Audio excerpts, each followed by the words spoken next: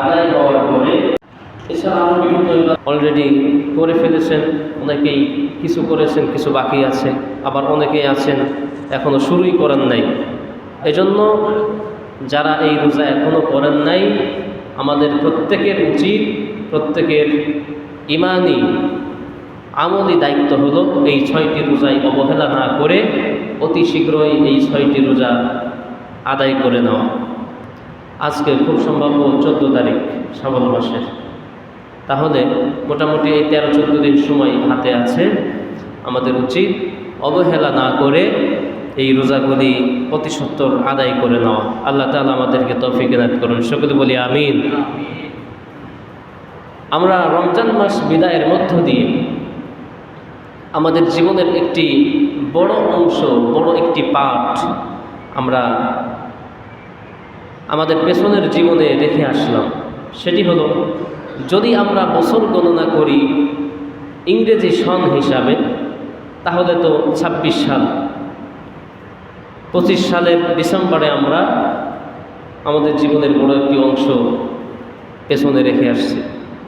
যদি আমরা রমজান টু রমজান বছর গণনা করি, তাহলে দেখা যায় যে আমাদের এই রমজান পার হওয়া অর্থ হলো আমাদের জীবন থেকে আরেকটি বছর, হায়াতের বড় একটি অংশ আমরা অতিক্রম করে আসলাম। যদি আপনি বছর গণনা করেন রমজান টু রমজান, যেমন জাকাতের ব্যাপারে আমরা অধিকাংশ মানুষ বছর গণনা করি রমজান থেকে রমজান, মানে গত রমজানে থেকে এই রমজান পর্যন্ত জাকাতের ব্যাপারে আমরা বছরের একটা হিসাব করে থাকি। যদিও জাকাতের হিসাব এটাই চূড়ান্ত হিসাব নয়। যার যখন জাকাত ফরজ হবে, মানে যখন যার মালের 1 বছর পূর্ণ হবে চন্দ্র বছরের, তখনই তার উপরে জাকাত ফরজ হয়। কিন্তু স্বাভাবিক হিসাব আমাদের মনে রাখার জন্য আমরা রমজান টু রমজান বিশেষত হিসাব করে থাকি। এটা দূষণীয় কিছু নয়। তো এই যে রমজান মাস অতিবাহিত করার মধ্য দিয়ে আমরা আমাদের জীবনের বিরাট একটি অংশ পেছনে ফেলে রেখে আসলাম, কিন্তু পেছনে ফেলে আসার মধ্য দিয়েও আমাদের জীবনে এমন অনেক কিছু রয়েছে যে বিষয়গুলি আমাদের এখনও আমরা আয়ত্ত করতে পারি নাই। রমজান মাসে যেমন আমরা যখন মুআমালাত, মুআশারাত, মানুষের সঙ্গে ওঠা বসা, চলা ফেরা, এগুলি যখন করে থাকি, তখন স্বাভাবিকভাবে আমরা একটু মানুষের সঙ্গে নম্র ভদ্র ব্যবহার করি। রমজান মাসে মানুষের মুভমেন্টটাও একটু ভালো থাকে।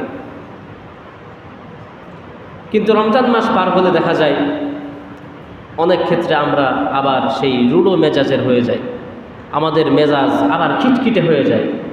কিন্তু একজন মুসলমানের মেজাজ, একজন মুসলমান আর একজন মুসলমানের সঙ্গে কীরূপ আচার ব্যবহার করবে, একজন মুসলমান আর একজন মুসলমানের সঙ্গে কীরূপ কথাবার্তা চালচলন এগুলি করবে, এর জ্বলন্ত উদাহরণ হচ্ছেন আমাদের প্রিয় নবী হযরত মুহাম্মদ রাসূলুল্লাহ সাল্লাল্লাহু আলাইহি ওয়াসাল্লাম। আমাদের ওঠা বসা, কথাবার্তা, চলাফেরা সর্বক্ষেত্রে আমাদের উস্তাদ, আমাদের শিক্ষক রাহমাতাল লিল আলামিন বিশ্বনবী মুহাম্মদ রাসূলুল্লাহ সকলে বলি সাল্লাল্লাহু আলাইহি ওয়াসাল্লাম একজন মুসলমানের কিরূপ, একজন বান্দা হিসাবে আমাদের কেমন স্বভাব চরিত্র হওয়া দরকার, আল্লাহ তাআলা কোরআন কারীমের মধ্যে ঘোষণা দিচ্ছেন। আল্লাহ তাআলা বলছেন, সিবগাতাল্লাহ ওয়া মান আহসানু মিনাল্লাহি সিবগাতাও ওয়া নাহনু লাহু আবিদুন। আল্লাহ বলছেন সিবগাতাল্লাহ। সিবগুন মানে হচ্ছে রং। এই যে আমরা রং কাপড়ে ব্যবহার করি, বিবাহ শাদীতে মানুষ রং নিয়ে বিভিন্ন উৎসব করে, হোলি খেলে। তো এই যে এই রং সিবগাতুন মানে হচ্ছে রং, কালার। তা আল্লাহ বলছেন যে সিবগাতাল্লাহ, তোমরা আল্লাহর রঙে রঙিন হও। তোমরা আল্লাহর রঙে রঙিন হও, মানে আল্লাহর যেমন আচার ব্যবহার, তিনি যেমন, তার স্বভাব যেমন, আল্লাহর মতো তো হওয়া সম্ভব না। আল্লাহ তো আল্লাহই, কিন্তু তারপরেও যতটা সম্ভব আল্লাহর তো অনেক গুণ, এই গুণের মধ্যে থেকে তোমরা কিছু গুণ তোমরা গ্রহণ করো। যেমন আল্লাহর একটা গুণ, মহৎ গুণ হচ্ছে না খেয়ে থাকা। তিনি খানও না, পানও করেন না। তো এই গুণটা আমরা রমজান মাসে ধারণ করি। সারাদিন আমাদের খাওয়া নাই, সারাদিন আমাদের শাহওয়াতের চাহিদা নাই, মানে সেগুলোকে আমরা কুরবানি করি, সারাদিন আমাদের পানাহার নাই। এই যে একটা রং, তার একটা গুণ আমরা রমজান মাসে দিনের বেলায় গ্রহণ করি। তো এটা আল্লাহর রং, এটা সিবগাত আল্লাহ। তো আল্লাহ তাআলা বলছেন যে সিবগাত আল্লাহ ওয়া মান আহসানু মিনাল্লাহি সিবগা, তোমরা আল্লাহর রঙে রঙিন হও। আল্লাহর যেমন আচার ব্যবহার, তার যেমন গুণ, তার যেমন স্বভাব, তোমরা তার থেকে সেই স্বভাবগুলি, সেই গুণগুলি তোমরাও গ্রহণ করো। এরপরে বলছেন গ্রহণ করলে কি হবে? আল্লাহ তাআলা বলছেন ওয়া মান আহসানু মিনাল্লাহি সিবগা, ওই ব্যক্তির থেকে সর্বোত্তম ব্যক্তি আর কে হতে পারে যে আল্লাহর থেকে তার স্বভাব গ্রহণ করে নিল। আল্লাহর স্বভাব যেই ব্যক্তি তার নিজের মধ্যে ধারণ করলো, গ্রহণ করলো, তার থেকে উত্তম ব্যক্তি আর কে হতে পারে? তো আল্লাহর যেই স্বভাব, যে গুণাগুণ রয়েছে অনেকগুলি, তার তো 99টি গুণবাচক নামই আছে।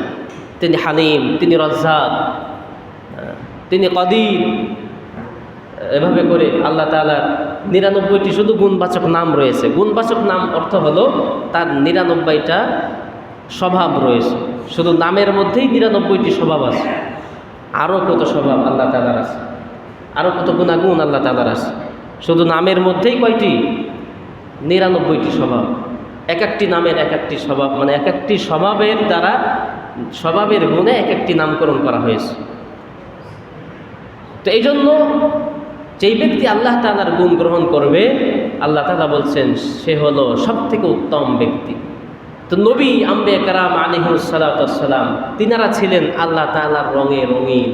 তারা ছিলেন আল্লাহ প্রেমিক, তারা ছিলেন আল্লাহর গুণে গুণান্বিত। অর্থাৎ আল্লাহর সব গুণে না, যেগুলি মানবীয় দৃষ্টিকোণ থেকে আল্লাহর গুণ গ্রহণ করা সম্ভব, সেই সকল গুণে গুণান্বিত ছিলেন আম্বিয়া কেরাম আলাইহিস সালাতু ওয়াস সালাম। আল্লাহর সব গুণ তো মানুষ গ্রহণ করতে পারবে না। যেমন আল্লাহ হচ্ছেন খালেক, কোনো মানুষ কি খালেক হতে পারবে? নাম থাকতে পারে খালেক, কিন্তু খালেক তো না আব্দুল খালেক। কোনো ব্যক্তির নাম থাকতে পারে রাজ্জাক, তাহলে কি রাজ্জাক বলা যাবে? রাজ্জাক হচ্ছে যিনি রিজিক দান করেন, যিনি আমাকে আপনাকে খাওয়ান পান করান, তিনি হচ্ছেন রাজ্জাক। যদি মানুষের নাম থাকে রাজ্জাক, তাকে রাজ্জাক বলা যাবে না, তাকে বলতে হবে আব্দুর রাজ্জাক। নাম রেখেছে রহমান, তাকে রহমান ডাকা যাবে? শুধু রহমান ডাকা যাবে না, জেনে বুঝে রহমান ডাকলে আল্লাহর নামের সঙ্গে, আল্লাহর সঙ্গে বেয়াদবি হয়। তাকে ডাকতে হবে আব্দুর রহমান। নাম রেখেছে কুদ্দুস, কুদ্দুস বলে ডাকা যাবে? জেনে বুঝে সজ্ঞানে স্বেচ্ছায় শুধু কুদ্দুস বলে ডাকলে আল্লাহর সঙ্গে বেয়াদবি হবে, আল্লাহর নামের সঙ্গে বেয়াদবি হয়। এজন্য তাকে বলতে হবে আব্দুল কুদ্দুস। নাম রেখেছে সত্তার, সত্তার বলে ডাকা যাবে? লেখা যাবে? কিছুই করা যাবে না। একজন মুমিন হিসাবে, একজন মুসলমান হিসাবে যখন নাম থাকবে সত্তার, তাকে বলতে হবে আব্দুস সত্তার, মানে সত্তারের গোলাম। এভাবে করে 99টি নাম, এই 99টি নাম আল্লাহ তাআলার, প্রত্যেকটি নামের পেছনে আল্লাহ তাআলার গুণ নিহিত রয়েছে। আল্লাহর নামে নাম রাখা এটা অতি সুন্দর এবং একটি বরকতপূর্ণ বিষয়। আল্লাহর নামে নাম রাখতে হবে বাচ্চাদের, ছেলে মেয়েদের। এরপরে নবীদের নামে নাম রাখতে হবে, সাহাবীদের নামে নাম রাখতে হবে। এটা বরকতের কারণ, এটা বরকতের কারণ। কিন্তু আমরা এখন আল্লাহর নামে নাম রাখতে, যদি কেউ জিজ্ঞেস করে যে একটা বাচ্চা হয়েছে, ছেলে হয়েছে, মেয়ে হয়েছে, একটা নাম বলেন তো দেখি। নাম যদি 99 টাকা, এরকম আরও কয়েক 99 দেওয়া হয়, একটাও পছন্দ হয় না। নাম রাখবে সব ডিজিটাল নাম, যে নামের অনেক সময় অর্থ খুঁজে পাওয়া যায় না। বাংলা, ইংরেজি, উর্দু, ফার্সি মিশাই একটা নাম হয়। একটা নাম হয় আপনার পুরা খাতার এক লাইন, কিন্তু দেখা যাচ্ছে অর্থের ব্যাপারে পূর্ণাঙ্গ অর্থই আসে না। তো এই জন্য নাম রাখার ক্ষেত্রেও আমাদেরকে সতর্কতা অবলম্বন করতে হয়। আমরা সর্বোত্তম হচ্ছে আল্লাহর নামে নাম রাখা, এরপরে নবীদের নাম, এরপরে সাহাবীদের নাম, এরপরে যে বুজুর্গ বুজুর্গ ব্যক্তি আছেন তাদের নামে নাম রাখাও এটা বরকতের কারণ। তো যাই হোক, আল্লাহ তাআলার গুণে গুণান্বিত ছিলেন আম্বিয়া কেরাম আলাইহিস সালাতু ওয়াস সালাম। তার মধ্যে একটি হচ্ছে আল্লাহ হচ্ছেন রফিক। আল্লাহর একটা নাম হচ্ছে রফিক। রফিকুন মানে হচ্ছে নম্র, যিনি অতি বিনম্র, যার দয়া দিয়ে, দয়া করুণা দিয়ে যার হৃদয়টা ভরা, তাকে বলা হয় রফিক। আল্লাহু রফিকুন ইউহিব্বুর রিফকা। হাদিস শরীফের মধ্যে আল্লাহর নবী সাল্লাল্লাহু আলাইহি সাল্লাম বলছেন যে আল্লাহ হচ্ছেন রফিক, তার দয়া দিয়ে, ভালোবাসা দিয়ে, উদারতা দিয়ে তার হৃদয়টা ভরা। ইউহিব্বুর রিফকা, এজন্য তিনি এই দয়াকে, কোমলতাকেই তিনি পছন্দ করেন। যে ব্যক্তি হৃদয়বান, যে ব্যক্তি কোমল হৃদয়ের, নরম স্বভাবের, মানুষ তাকে পছন্দ করে। শুধু মানুষ না, নবীজি বলছেন আল্লাহ তাআলা ইউহিব্বুর রিফকা, আল্লাহ নিজেই হচ্ছেন দয়াদ্র, তিনি নিজেই হচ্ছেন দয়াশীল, তিনি নিজেই হচ্ছেন বন্ধুসুলভ। আর আল্লাহ তাআলা দয়াশীল, বন্ধুসুলভ মানুষদেরকেই পছন্দ করেন। এজন্য মানুষের সঙ্গে রূঢ় মেজাজে ব্যবহার না করে, যদি কারোর ভুলও হয়, দেখা যাচ্ছে যে আমিই সঠিক আর আমার সঙ্গে যে কথা বলতে আসছে, তর্ক করতে আসছে, সে হচ্ছে বেঠিক, সে ভুল, এরপরেও আমাকে মানে যে সঠিক তাকে নম্র থাকতে হবে, যে বেটা আমি তো সঠিক তুমি ভুল। এবার তার উপর চড়াও হলেন, দু চারটা চড় থাপ্পড়ও লাগাই দিলেন, এটা কখনো করা যাবে না। এই জন্য আল্লাহ নবী সাল্লাল্লাহু আলাইহি ওয়াসাল্লাম বলছেন আল্লাহু রাফিকুন ইউহিব্বুর রিফকা, আল্লাহ তাআলা নিজেই হচ্ছেন দয়াদ্র, তিনি নিজেই হচ্ছেন বন্ধুসুলভ, তিনি নিজেই কোমল হৃদয়বান। এই জন্য মানুষের সঙ্গে তোমরাও কোমল আচরণ করবে, কোমল ভালো ব্যবহার করবে। ভাইয়েরা আমার, একবার হযরত ওমর রাদিয়াল্লাহু তাআলা আনহু মজলিসে উপস্থিত ছিলেন, মসজিদে নববী, আল্লাহর নবীর মসজিদ। নবীজি সাল্লাল্লাহু আলাইহি ওয়াসাল্লাম তিনি সাহাবীদেরকে নিয়ে বসে আছেন, মানে কথা বলতেছেন বা খুতবা দিচ্ছেন, কিছু শেখাচ্ছেন। এমন একটি সময় একজন বেদুইন গ্রাম্য লোক, অশিক্ষিত লোক, যে ভালো মন্দ কিছুই বোঝে না, অত শত বোঝে না, সাদাসিধে লোক, উনি এসে মসজিদের মধ্যে, মানে মসজিদে নববী, মদিনার মসজিদে এসে ওই কর্নারের দিকে প্রসাব করা শুরু করে দিয়েছে। এইটা দেখে তো সাহাবীরা সকলেই মানে রক্তচক্ষু হয়ে গেছে, সর্বনাশ, মসজিদে নববীতে আমরা বসে আছি, নবীজি বসে আছেন, আর এই বেটা এসে পেশাব করতেছে। হযরত ওমর রাদিয়াল্লাহু তাআলা আনহু তিনিও ছিলেন, তিনি তো অলরেডি তার খাপ থেকে তরবারি বের করেছেন যে হে রাসূল, আপনি অনুমতি দেন, এই কাফেরের গর্দান আমি উড়িয়ে দিব। আল্লাহর নবী সাল্লাল্লাহু আলাইহি ওয়াসাল্লাম বললেন, ওমর থামো, তাকে তার কাজটা শেষ করতে দাও, প্রস্রাবটা যে করতেছে প্রস্রাবটা তাকে শেষ করতে দাও। কারণ প্রস্রাবের সময় যদি প্রস্রাব আটকিয়ে দেওয়া হয়, প্রস্রাব পায়খানার সময় যদি আটকে যায়, তাহলে মারাত্মক ধরনের অসুখ হওয়ার সম্ভাবনা আছে, তার শারীরিক ক্ষতি হবে। তাকে প্রস্রাবটা করতে দাও। প্রস্রাব যখন সারা হলো, তাকে নবীজি ডাকালেন, নবীজির কাছে আসলেন। নবীজি বললেন, তুমি কি জানো তুমি যেই কাজ করছো, যেই জায়গায়, এটা এই ঘরটা কি? তিনি বললেন, না আমি তো জানি না। তিনি বললেন, নবীজি বললেন যে এই ঘরটা হলো, এটা হলো মসজিদ, এখানে আমরা নামাজ আদায় করি, কোরআন তেলাওয়াত করি, এটা পবিত্র জায়গা, আমাদের ইবাদতগাহ। ভবিষ্যতে কখনো এরকম কোনো ধর্মের ইবাদত গৃহে তুমি এইসব কাজ করবে না, পেশাব পায়খানা করবে না। তিনি বাড়িতে চলে গেলেন। না, তিনি বললেন যে আচ্ছা তাহলে আপনাদের ইবাদতগাহ, আপনাকে তো আমি চিনি না, আপনার পরিচয়টা বলেন তো। নবীজি সাল্লাল্লাহু আলাইহি সাল্লাম বললেন, আমি হচ্ছি মুহাম্মদ বিন আব্দুল্লাহ, আমি হচ্ছি আল্লাহর গোলাম, আল্লাহর দাস, আল্লাহর রাসূল। এভাবে যখন নবীজি তার নিজের পরিচয় দিলেন, আর এনারা হচ্ছে আমার সাহাবী, এভাবে যখন নিজের পরিচয় তুলে ধরলেন, তখন এই বেচারা আল্লাহর নবীকে চিনতে আর বাকি রইল না। তিনি নবীজির হাতে হাত দিয়ে তিনি বায়াত হলেন, তিনি মুসলমান হয়ে গেলেন। বললেন, হে রাসূল, হে মুহাম্মদ, আপনি আমাকে আপনার দলভুক্ত করে নেন। কারণ যেই দলের নেতা এত নরম স্বভাবের হয়, এই দলের নেতা কোনো স্বাভাবিক নেতা নয়। ইনি হচ্ছেন নিঃসন্দেহে আখেরি জামানার নেতা, আখেরি জামানার পয়গম্বর, রাহমাতাল লিল আলামিন মুহাম্মদুর রাসূলুল্লাহ সাল্লাল্লাহু আলাইহি সাল্লাম। এই বিশ্বাস আমার দিলের মধ্যে, আমি এটা বিশ্বাস করে নিয়েছি। তিনি হাত দিলেন, নবীজি তাকে কালিমা পড়িয়ে মুসলমান করে নিলেন। আর ওমরকে ডেকে বললেন, ওমর বাশশিরু ওয়ালা তুনাফফিরু, মানুষদেরকে তুমি সুসংবাদ দাও, মানুষদেরকে দুঃসংবাদ দিও না। আগেই জাহান্নামের ভয় দেখাও না, আগে জান্নাতের লোভ দেখাও, জান্নাতের সুসংবাদ দাও। যে কোনো কাজে আগে আমরা বিপদেরটা আগে বলি না, আগে ভালো কোন দিক আছে, ভালো দিকটা আগে বলেন, ভালো দিকটা আগে বলো। ইয়াসসিরু ওয়ালা তুআসসিরু, মানুষের জন্য সহজ করে দাও, মানুষের জন্য কঠিন করে দিও না, কাঠিন্য করে দিও না।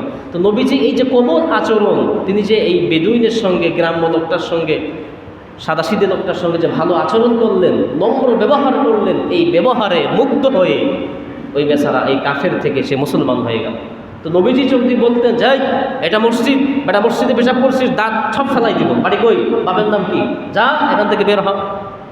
অথবা নাকে খড় দিয়াতেন, ওমরকে বলতেন, ওমর 2-4টা লাগাই দাও। নবীকে ধরার মতো কেউ ছিল না। নবীজি তারও ক্ষমতা একটু দেখাই দিতেন, বাস মানুষ একটু ভয় পেত, ও বাপরে বাপ, মোহাম্মদ বেটা খুব রাগী, গায়ে শক্তিও আছে, মানুষ ভয় পেত, ভয়ে ভয়ে সালাম দিত।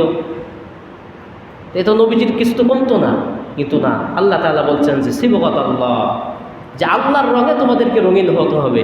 তাই আল্লাহ হচ্ছেন দয়াদ্র, তিনি হচ্ছেন কোমল হৃদয়বান। আল্লাহর নবী তিনিও এই নম্রতাকে গ্রহণ করে নিলেন এবং আল্লাহর রঙে রঙিন হলেন। আর তার ব্যবহারে মুগ্ধ হয়ে এই মানুষগুলি, সাদামাটা মানুষগুলি, তারা মুসলমান হয়ে গেলেন। এই জন্য রুক্ষ মেজাজ, রূঢ় মেজাজ, মানুষের সঙ্গে খারাপ মেজাজ দেখানো, এটা কখনোই সুফল বয়ে আনে না। আপনি যাকে আজকে চড় দিলেন, থাপ্পড় দিলেন, ধমক দিলেন, আপনার জানাজার খাটিয়া যখন এই বেচারা সামনে আসবে, ইমাম সাহেব তো হয়তো এটা তো আমাদের রেওয়াজ হয়ে গেছে, ইনি খুব ভালো মানুষ ছিলেন, জীবনে নামাজ পড়েনি, তারপরে ইমাম সাহেব কী বলবে? যে ইনি মোটামুটি এলাকার মধ্যে খুব ভালো মানুষ ছিলেন, যদি কেউ ভুল টুল করে থাকে আপনারা মাফ করলেন তো? সবাই আমরা হাত উঁচা করে, কেউ ঠ্যাং উঁচা করে বলে আলহামদুলিল্লাহ মাফ করলাম। আসলে মুখে বলি, কিন্তু আপনার তাজা একেবারে গতকাল আপনার সঙ্গে খারাপ ব্যবহার করেছে, আপনি তাকে ক্ষমা করবেন? ক্ষমা এত সস্তা, এত সস্তা। আরে 1 লিটার তেল দিতে গেলে তাকে 6 ঘন্টা দাঁড়ায় থাকা লাগে। 1 লিটার তেলের যদি এত দাম হয়, তা ক্ষমার দাম কি এত সস্তা হয়? যে যাকে আপনি চড় দিলেন, থাপ্পড় দিলেন, যাকে আপনি মেজাজ দেখালেন, হয়তো ক্ষমতার বলে, অথবা টাকার জোরে, অথবা অন্য কোনো কারণে, আর স্বাভাবিকভাবে এত সহজে আপনি ক্ষমা পেয়ে গেলেন, এত সস্তা না। এই জন্য মানুষের ক্ষমা পেতে হলে মানুষের মনের, মানুষের হৃদয়ে জায়গা করে দিতে হয়। ভালো আচরণ দিয়ে মানুষকে দাওয়াত করে একবেলা খাওয়ানো লাগে না, একবেলা খাওয়ানো লাগে না, মানুষের সঙ্গে মিষ্টি কথা বললেই এটাও অনেক। এই জন্য মানুষের সঙ্গে নম্র ব্যবহার করা, ভালো ব্যবহার করা, এটা হচ্ছে আল্লাহর প্রকৃত বান্দাদের একটি নমুনা। আল্লাহ তাআলা কি বলছেন দেখুন, وعباد الرحمن الذين يمشون على الأرض هونا وإذا خاطبهم الجاهلون قالوا سلاما। আল্লাহ তাআলা বলছেন ইবাদুর রহমান, রহমানের বান্দা হচ্ছে তারা, আল্লাযীনা ইয়ামশুনা আলাল আরদি, যারা জীবন যাপন করে, দুনিয়ায় জীবন যাপন করে কিভাবে? ইয়ামশুনা আলাল আরদি হাওনা ওয়া ইযা খাতাবাহুমুল জাহিলুনা ক্বালু সালামা। যে রহমানের প্রকৃত বান্দা হচ্ছে তারা, যারা দুনিয়ায় এমনভাবে জীবন যাপন করে, যদি কেউ গায়ে পড়ে বা পায়ে পড়ে ঝগড়া করতে আসে, তাকে বলে যে সালাম। মানে সালাম মানে শুধু সালাম না যে ভাই আমি ঝগড়া বিবাদের মধ্যে নাই, আপনার কি দরকার বলেন, প্রয়োজনে 10 টাকা কম দিচ্ছি, 10 টাকা বেশি দিচ্ছি, অথবা যে কোনো শর্ত শারায়েত মেনে নিয়ে আপনি ঝগড়ায় বা মারামারিতে লিপ্ত না হওয়া। যেই ব্যক্তি ঝগড়া বিবাদ মানে নিজের দোষ, আপনি বুঝতেছেন যে আমি দোষী না, আমি নির্দোষ হওয়া সত্ত্বেও আপনার উপরে কেউ দোষ চাপিয়ে দিচ্ছে, এরপরেও যথাসম্ভব কৌশলে সেই দোষ থেকে, মানে নিজের ঘাড়ের থেকে দোষমুক্ত করা, এটা হলো প্রকৃত ইমানদারের পরিচয়। কিন্তু কারোর সঙ্গে খারাপ ব্যবহার করে, আমি তো এটা করি নাই, আপনার উপর চাপাই দিল, আর আপনি তাকে কষে একটা ঘুষি লাগাই দিলেন, একটা চড় মেরে দিলেন, না, এভাবে না। আপনি কৌশলে অথবা আপনি দলিলা দিল্লা দিয়ে এই দোষ থেকে আপনি মুক্তি পেতে পারেন, কিন্তু খারাপ ব্যবহার করা এটা কখনোই ইসলাম সমর্থন করে না। আল্লাহ বলছেন যে আল্লাহ প্রকৃত বান্দা হচ্ছে তারা, যারা ঝগড়া বিবাদ মারামারি হানাহানি দেখলে পরে তারা বলে শান্তি, সালাম মানে শান্তি, আমি শান্তি চাই, ঝগড়ার মধ্যে আমি নাই, মারামারির মধ্যে আমি নাই, এভাবে করে নিজেকে গুটিয়ে নেয় ঝগড়া বিবাদ থেকে। এ হচ্ছে আল্লাহর প্রকৃত বান্দা, প্রকৃত গোলাম। হাদিস শরীফের মধ্যে, তিরমিজি শরীফে এই হাদিসটি রেওয়ায়েত হয়েছে। আল্লাহর নবী সাল্লাল্লাহু আলাইহি সাল্লাম তিনি বলছেন, আল্লাহর নবী বলছেন যে হাইয়িনিন লাইয়িনিন করিবিন। আল্লাহর নবী সাল্লাল্লাহু আলাইহি সাল্লাম বলছেন যে ইহরামুর, মানে ওই বান্দার উপরে জাহান্নাম আপনার কি বলে হারাম, মানে ব্যক্তি জাহান্নামের জন্য হারাম, জাহান্নামও ব্যক্তির জন্য হারাম, এমন এক শ্রেণীর ব্যক্তি আছে, বোঝেন? মানে জাহান্নামও ওই ব্যক্তির জন্য হারাম, আবার ওই ব্যক্তির জন্য জাহান্নামও হারাম, যদিও একই কথা, এরপরও ঘুরিয়ে ফিরিয়ে সম্পর্কটাকে আরও দৃঢ় করছেন। যেমন ইনি হচ্ছেন আমার বাবা, ইনি আমার বাবা আর আমি তার সন্তান। যখন শুধু বলা হয় যে হ্যাঁ ইনি আমার বাবা, ঠিক আছে, যখন বলা হয় ইনি আমার বাবা আমি তার সন্তান, এভাবে ঘুরায় ফিরে যখন বলা হচ্ছে, তখন সম্পর্কটা আরও সুদৃঢ় হচ্ছে। তো জাহান্নামের সাথে আল্লাহ নবী সাল্লাল্লাহু আলাইহি ওয়াসাল্লাম বলছেন যে এই ব্যক্তির জন্য জাহান্নাম হারাম, জাহান্নামের জন্য ব্যক্তিও হারাম। তো এটা কারা? নবীজি সাল্লাল্লাহু আলাইহি ওয়াসাল্লাম তখন বলছেন যে লাইয়িনিন, তার অর্থ হলো কোমলভাবে যারা মানুষের সঙ্গে নরমভাবে কথা বলে, কথা বলার সময় নরমভাবে নম্রভাবে কথা বলে। যেমন সূরা তাহার মধ্যে আল্লাহ তাআলা মুসা নবীকে শেখাচ্ছেন। আল্লাহ তাআলা বলছেন, ফাকুলু লাহু কাওলান লাইয়্যিনান লাআল্লাহু ইয়াতাযাক্কারু আও ইয়াখশা। সূরা তাহার মধ্যে আল্লাহ তাআলা মুসা এবং হারুনকে ফেরাউনের কাছে পাঠাচ্ছে, আর আল্লাহ তাআলা শিখাই দিচ্ছেন যে হে মুসা, হারুন, আপনারা ফেরাউনের কাছে গিয়ে, কারণ সে তো মস্ত বড় একজন কাফের এবং সে বাদশাহ, পৃথিবী শাসন করে, খবরদার তার কাছে গিয়ে মানে আমি নবী, আমার দাওয়াত কবুল করো, এভাবে কথা বলো না। তার কাছে গিয়ে তোমরা নম্রভাবে কথা বলবে। ফাকুলু লাহু কাওলান লাইয়্যিনা, যে ফেরাউনের কাছে গিয়ে নম্রভাবে, সুন্দরভাবে, মিষ্টি ভাষায় ইসলামের দাওয়াত, কালিমার দাওয়াত, তাওহীদের দাওয়াত আপনারা উপস্থাপন করবেন। মেজাজ দেখিয়ে অথবা রূঢ় মেজাজে তার কাছে দাওয়াত দিবেন না। তাহলে কি হবে? ইয়াতাযাক্কারু আও ইয়াখশা, হতে পারে এই নম্রভাবে তার কাছে তাওহীদের দাওয়াত দেওয়ার ফলে সে হয়তো উপদেশ গ্রহণ করবে অথবা আল্লাহকে ভয় করবে, যেমন একটা করবে, মানে সে পথে আসবে, হেদায়েত হবে। এভাবে করে মুসা নবীকে আল্লাহ তাআলা শেখালেন। এরপর আল্লাহ নবী সাল্লাল্লাহু আলাইহি ওয়াসাল্লাম বলছেন, হাইয়িনিন হাইয়িনিন, এমন ব্যক্তি যেই ব্যক্তিকে গালি দেওয়ার পরেও এই ব্যক্তি কোনো রিয়াক্ট করে না। আমরা যদি কেউ আপনাকে গালি দেয় তাহলে তো সঙ্গে সঙ্গে আপনি হয়তো গালি দিবেন অথবা তার টুটি চেপে ধরবেন। তো হাইয়িনিন দ্বারা বোঝানো হচ্ছে এমন সহজ সরল মানুষ যাকে গালি দেওয়ার পরেও সে টুটি চেপে ধরে না, সে আবার উল্টা গালি দেয় না, সে আরও ভালোভাবে বলে যে ভাই কি অপরাধ ছিল আমার, শুধু শুধু আপনি জবান নষ্ট করছেন কেন, শুধু শুধু কেন গালি দিচ্ছেন, শুধু শুধু ভাষা খারাপ করছেন কেন, এভাবে করে মিষ্টি ভাষায় ভালো করে বুঝিয়ে সুঝিয়ে তার সঙ্গে একটা মানে বোঝাপড়া করে নেয়। তো এই জন্য মানুষের সঙ্গে নম্র ব্যবহার করা, গালি দেওয়ার পরেও তার সঙ্গে ভালো আচরণ করা, এটা হচ্ছে নবীদের গুণ আমার ভাইয়েরা। এই জন্য এই বিষয়টি যদিও অনেক আলোচনা ছিল, সংক্ষিপ্তভাবে বলতে হলো যে আমাদের একে অপরের সঙ্গে আচার ব্যবহারগুলি যখন আমরা করি তখন খুব সতর্কভাবে কেউ যেন আমার আপনার জবানে, আমার আপনার কথায় কষ্ট না পায়। যদিও সেই ব্যক্তি দোষী হয়, এরপরেও দোষীকে যত সম্ভব মর্যাদা দেওয়া এবং তার সঙ্গে ভালো ব্যবহার করা, এটা হচ্ছে আল্লাহর গুণ এবং নবীদের গুণ। আর এই গুণেই আমাদেরকে গুণান্বিত হতে হবে। দ্বিতীয় বিষয় সেটি হলো আমরা খুব বেশি ওয়াদা করি, আমরা খুব বেশি কসম খাই, শপথ করি বা ওয়াদা করি। কসম, শপথ, ওয়াদা প্রায় একই ক্যাটাগরির বিষয়। এই যে আমরা কসম করি, কথায় কথায় কসম করি, কথায় কথায় শপথ করি, কিন্তু সেই শপথ, সেই কসম আমাদের কতটা যথার্থ হয়, কতটা আমরা এটাকে মর্যাদা দিতে পারি, এই বিষয়টি আমাদের খেয়াল রাখা উচিত। বিশেষত যারা ব্যবসা করেন, ব্যবসা বাণিজ্য করেন, ব্যবসায়ী ভাইরা আর রাজনৈতিক দলের নেতারা, এই দুই শ্রেণীর ব্যক্তিদের দ্বারা এই কসম, শপথ, এই বিষয়গুলি মান ক্ষুণ্ণ হয়। সেটা কিভাবে? দেখুন, আল্লাহ তাআলা কোরআনে কারীমের মধ্যে বলছেন, আল্লাহ তাআলা বলছেন মুমিনদেরকে ডেকে, ইয়া আইয়ুহাল্লাযীনা আমানু আউফু বিল উকুদ। আল্লাহ তাআলা বলছেন যে হে ঈমানদারগণ, আউফু, তোমরা পূর্ণ করো, বিল উকুদ, তোমাদের যে বিষয় সম্পর্কে তোমরা ওয়াদা করেছিলে সেই ওয়াদাকে তোমরা পূর্ণ করো। আল্লাহ তাআলা মুমিনদেরকে ডেকে বলছেন যে আউফু বিল উকুদ, যে বিষয়ে তোমরা ওয়াদাবদ্ধ হয়েছো তোমাদের ওয়াদাকে খেলাফ করো না, ওয়াদাকে পূর্ণ করো। এখন আমরা কতভাবে ওয়াদা করি? স্ত্রীর সঙ্গে ওয়াদা করি, ছেলেকে ওয়াদা দেই, মেয়েকে ওয়াদা দেই, জামাইকে ওয়াদা দেই, আত্মীয় স্বজনকে বিভিন্নভাবে আমরা তাদেরকে বলি যে হ্যাঁ তোমাকে এইটা দিব বা এইটা করে দিব, সেইটা করে দিব।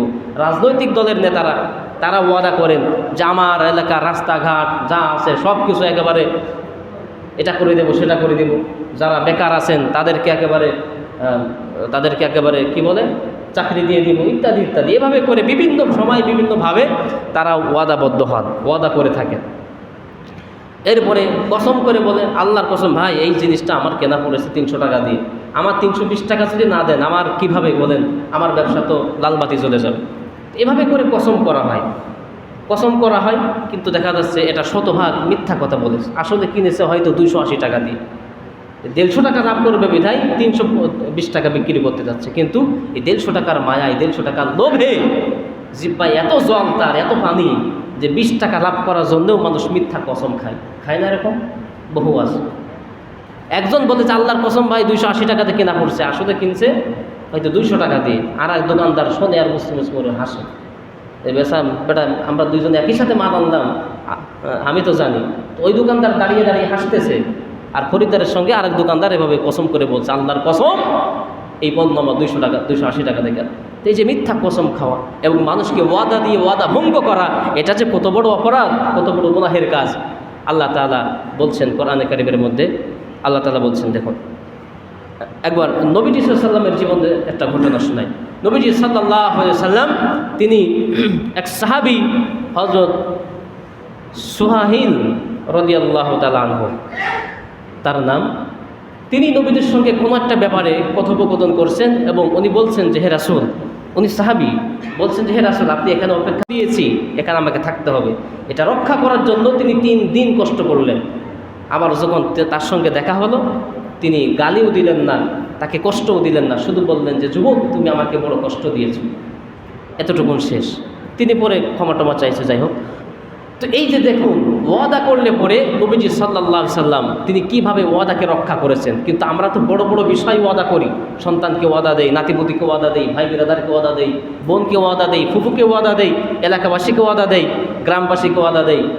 এভাবে করে সব ওয়াদা আবার আমরা খেলাফ করি।